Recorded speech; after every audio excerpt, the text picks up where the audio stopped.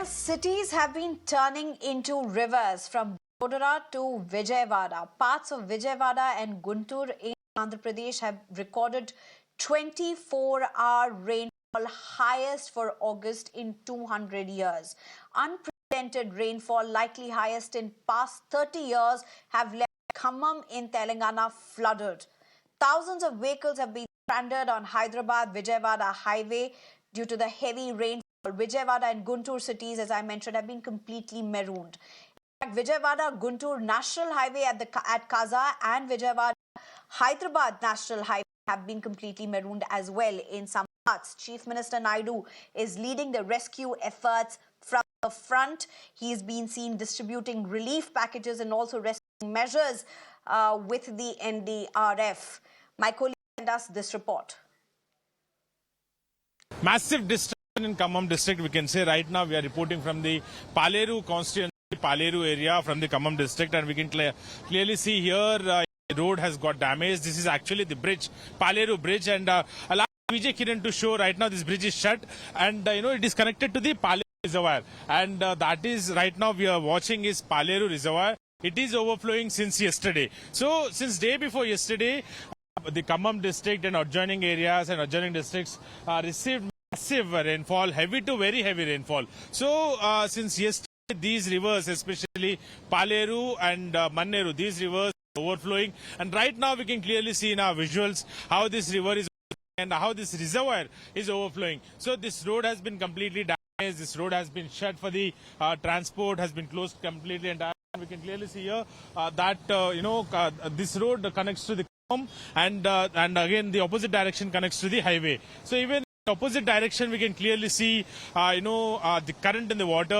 It is overflowing to the it is now this is this direction actually going towards the Krishna river. So the Paleru river is overflowing, the reservoir is overflowing, and now we can clearly see this direction will be heading towards on this direction. This Paleru river is heading towards Krishna district.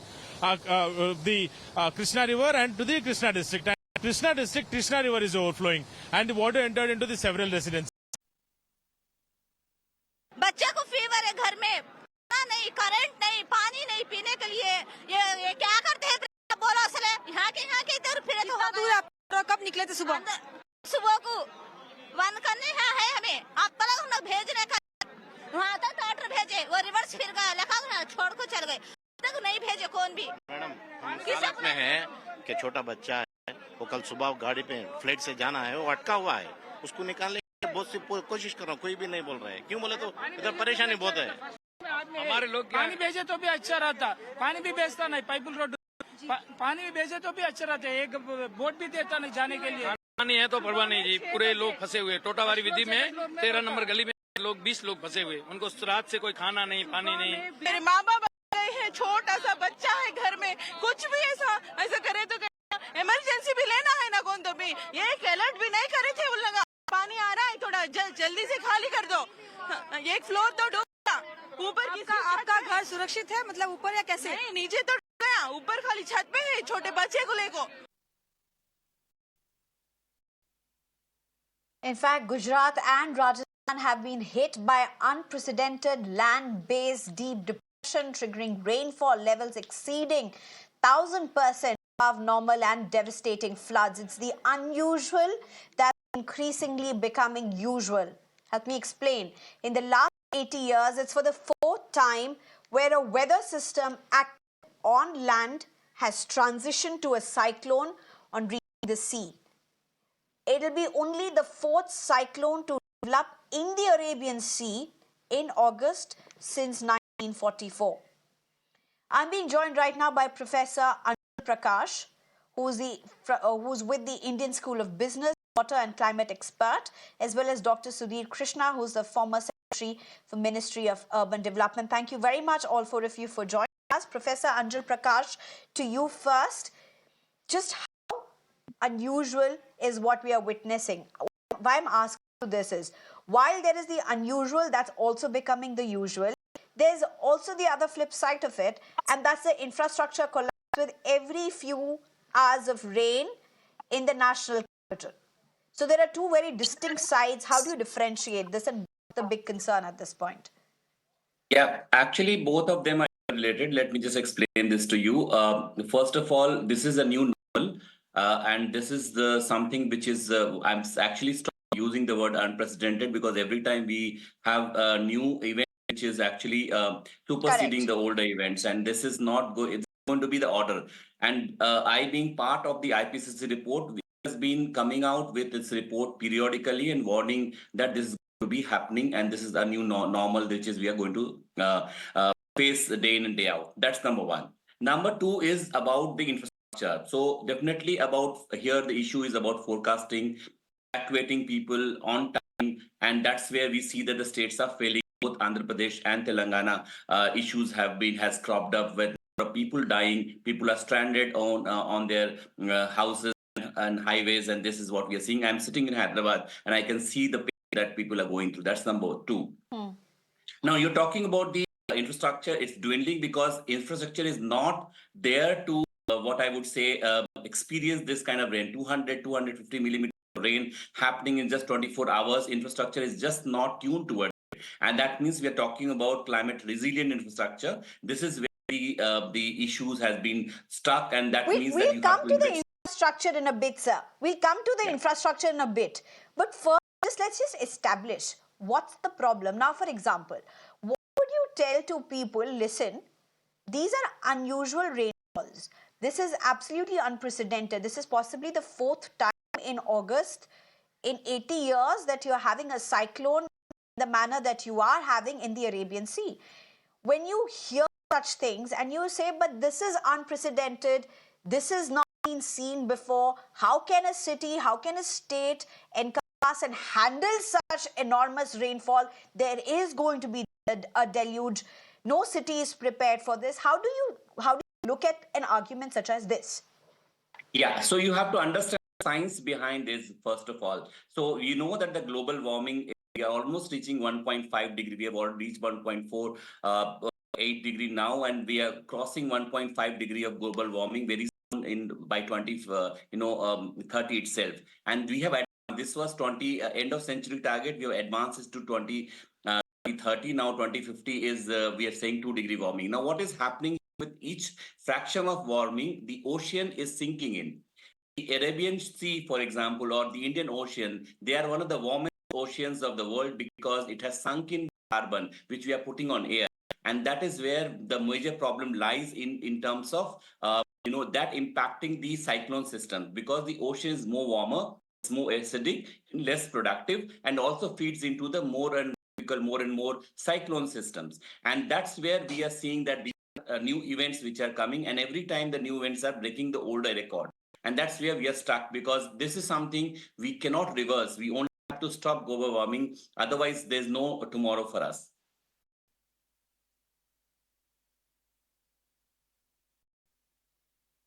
Right. Mr. Sudhir, if I can take it forward with you, look at the visuals that we have on our screen right now. We are not talking about an obscure place that is somewhere near the sea and gets inundated every now and then. We are talking about cities that are being seen and designed as the futuristic cities of India. We're talking about Vijayawada. We're talking about parts of Gujarat. We are, of course, talking about the national capital as well. Look at the shots. These are the shots on the screen from New Delhi. Few hours of rainfall and the hours of block on the road is a nightmare. And look at them. It's literally like wading through rivers. That's what the scenes in the national capital are. Then you have scenes from Gujarat where people are literally walking through neck deep waters. That's what my reporter has been sending, our colleague has been sending from the ground. People have to be rescued under extreme difficult circumstances. Look at the visuals on your screen. These are the futuristic towns and cities of tomorrow. These are the promise for tomorrow, and they are underwater. Quite literally.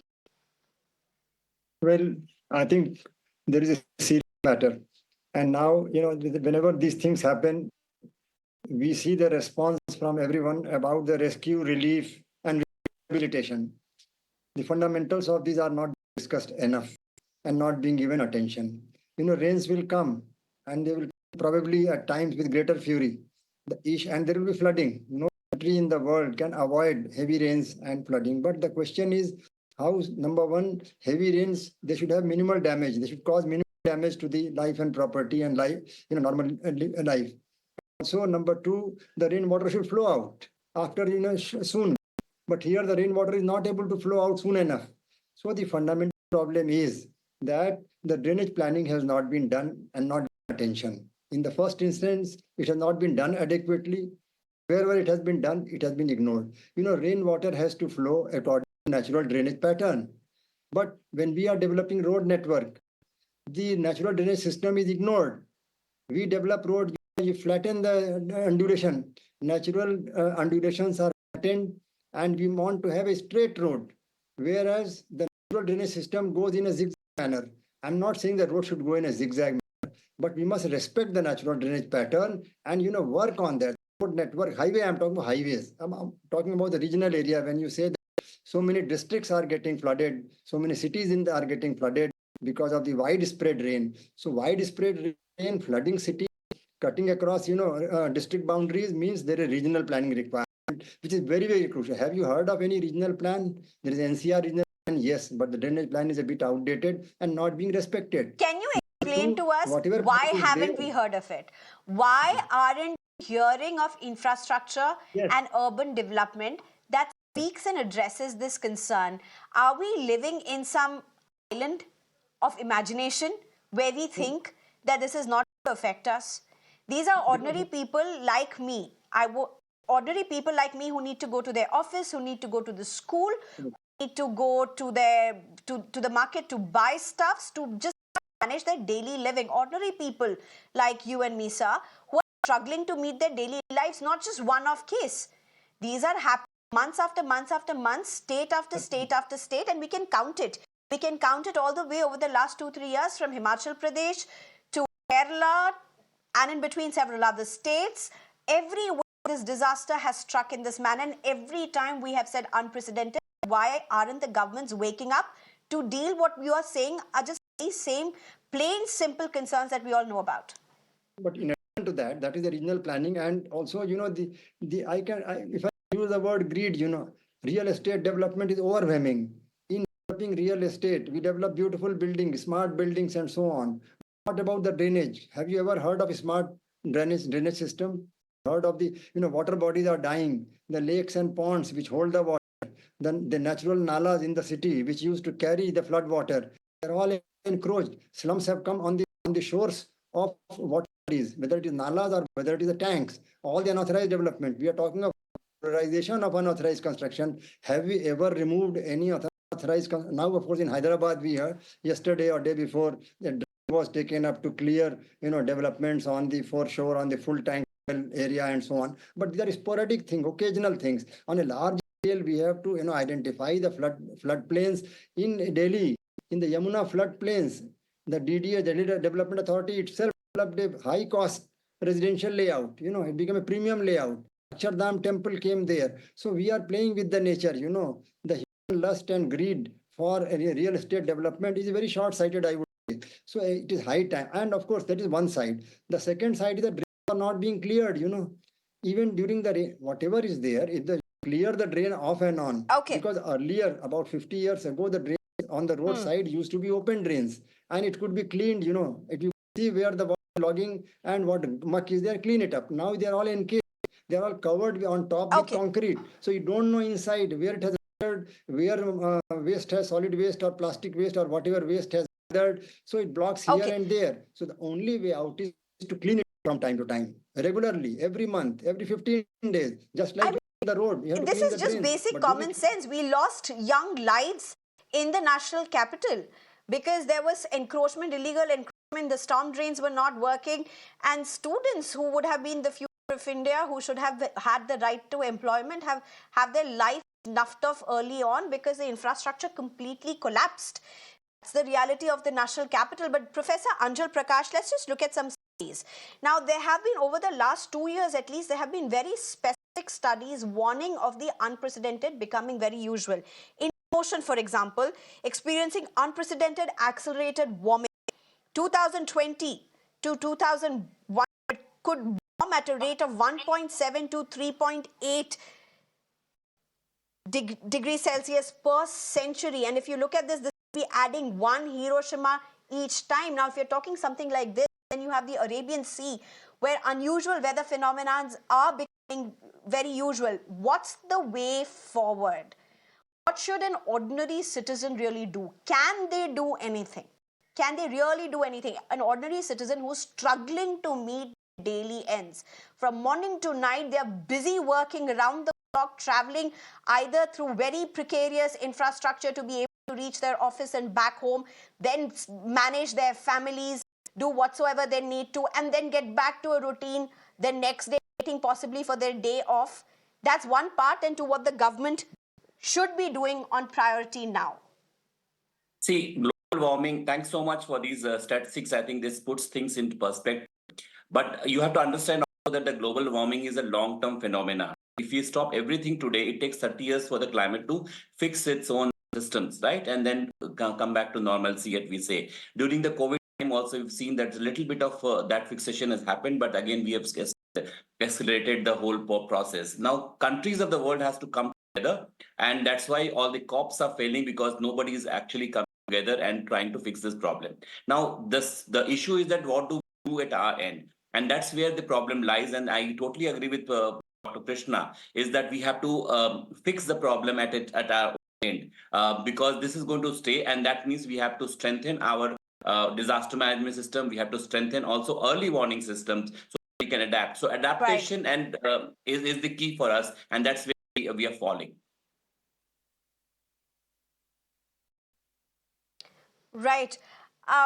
There's so much more to discuss, but we're totally out of time at this point. I just want to thank our panelists. I want to thank Professor Anjal Prakash as well as Dr. Sudhir Krishna. Thank you very much, both of you, for joining us. Unfortunately, even as we discuss this, we don't know what tomorrow holds and which part of India will be struggling like this. What we do hope is that there will be political will and civic consciousness to ensure that we will be able to cope better with where unprecedented rainfall and weather phenomena are only turning very, very usual across cities. Thank you very much, both of you, for joining us.